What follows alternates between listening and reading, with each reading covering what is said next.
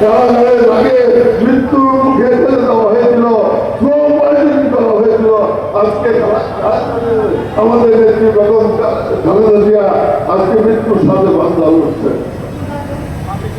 এই কারণে বললাম যে চক্রান্ত শুরু হয়েছিল, সেই চক্রান্ত আরো আছে। সেই চক্রান্ত বেগম জিয়াকে ধ্বংস করেছে, সেই চক্রান্ত আমাদের জিয়াউর রহমানকে ধ্বংস করেছে, সেই চক্রান্ত মনে করে বাংলাদেশ জাতীয়তাবাদী দলকে ধ্বংস না করা গেলে এই দেশকে ধ্বংস করা যাবে না।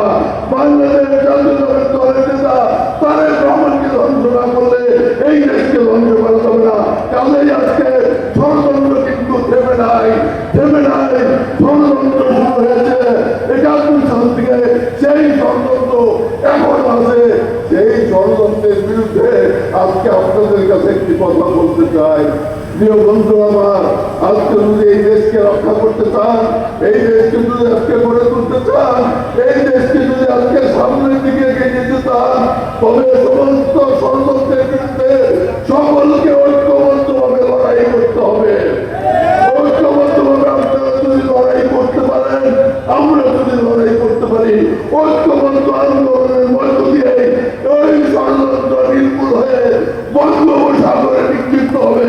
বাংলাদেশ জেগে উঠবে, বাংলাদেশ দুর্ভাগ্য দিতে জেগে উঠবে।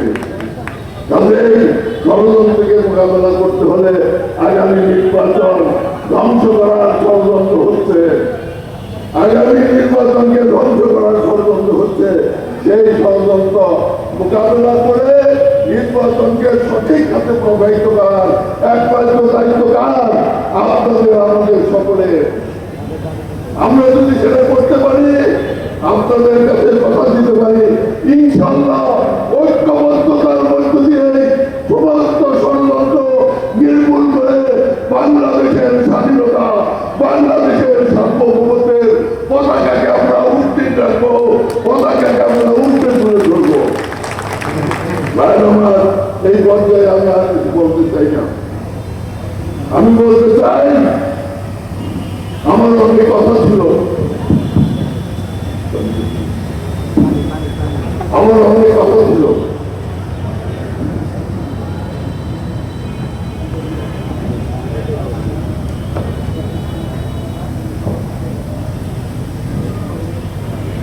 আমার অনেক কথা ছিল। কি কথা? বাইরে আমার ছাত্র রাজনীতি থেকে এই টাঙ্গাইলের রাজনীতি শুরু করছিলাম। আমার এই এলাকা কেউ কিন্তু না।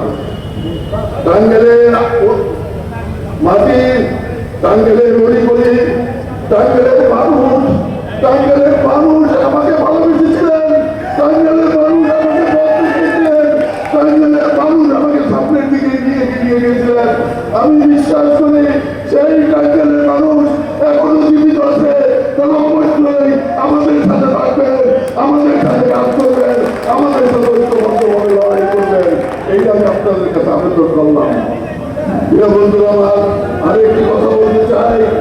শ্রমিক ফেডারেশন, আমি শ্রমিক ফেডারেশনের দায়িত্ব নেওয়ার পরে আমি পরিষ্কার বলে দিয়েছি, গত 17টি বছর কোন শ্রমিক ইউনিয়নের নির্বাচন হয় নাই। গত 17টি বছর একটি সন্ত্রাসী গোষ্ঠী শ্রমিক ইউনিয়ন দখল করে রেখেছিল। আমি পরিষ্কার বলে দিতে চাই, আজকে কোন শ্রমিক সংগঠন, কোন রাজনৈতিক দল দখল করতে আর পারবে না, করতে দেওয়া হবে না। প্রত্যেকটি সংগঠনে আগামী নির্বাচনের পরে আপনাদের প্রত্যেকটি সংগঠনে ভোট নির্বাচন হবে। শ্রমিকরা ভোট দিয়ে শ্রমিকরা নেতা নির্বাচন করবে, অন্য কেউ নয়, অন্য কেউ নয়। আমি কথা দিতে পারি, আপনাদের এই শ্রমিক আন্দোলনের সাথে আমি অনেক জড়িত ছিলাম, অনেকভাবে কাজ করছি, অনেকভাবে আপনাদের সাথে লড়াই করছি। আমি আপনাদের কাছে আশ্বস্ত করতে চাই যে শ্রমিক ফেডারেশন হাতি হাতি বাবা করে আমরা জন্ম দিয়েছিলাম, জন্মের সাথে আমি জড়িত ছিলাম।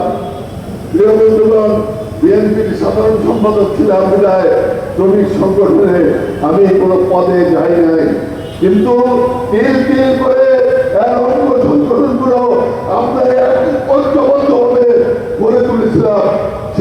সংগঠনগুলো আজকে ধ্বংসের ধার প্রান্তে। ইনশাআল্লাহ আমরা যদি বেঁচে থাকি, আগামী নির্বাচন যদি সফল হয়, ইনশাআল্লাহ আমি এবং টুকুকে সাথে নিয়ে এই শ্রমিক সংগঠনগুলোকে স্বাধীন শ্রমিক সংগঠনে রূপান্তরিত করবো ইনশাআল্লাহ। আজকে আপনাদের যে অসুবিধা, এটা আমি জানি। সকলের অসুবিধা কিন্তু এক নয়। বাসের শ্রমিকের অসুবিধা, ট্রাকের শ্রমিকের অসুবিধা কিন্তু এক নয়। রিক্সা শ্রমিকের অসুবিধা, কারণ বাস শ্রমিক সকালে যায়, বিকালে এসে বাড়িতে ভাত খায়। ট্রাক শ্রমিক সকালে যায়, বাসের পর মাস বাড়িতে থাকে, তারা কিন্তু পরিবারের খবর রাখে না। তাদের সমস্যা এক নয়। বিড়ি শ্রমিকের সমস্যা, ট্রাক শ্রমিকের সমস্যা এক নয়। বিড়ি শ্রমিকের সমস্যা, পুলিশ বন্ধুদের সমস্যা এক নয়। তাদের আমরা ইনশাআল্লাহ প্রত্যেকটি প্রতিষ্ঠানের সমস্যা আলাদা আলাদা করে চিহ্নিত করে তাদের সমাধানে কাজ করবো ইনশাআল্লাহ। সেই দায়িত্ব আমি আপনাদের কাছে আজকে ঘোষণা দিয়ে গেলাম। বন্ধুগণ আমার, আজকে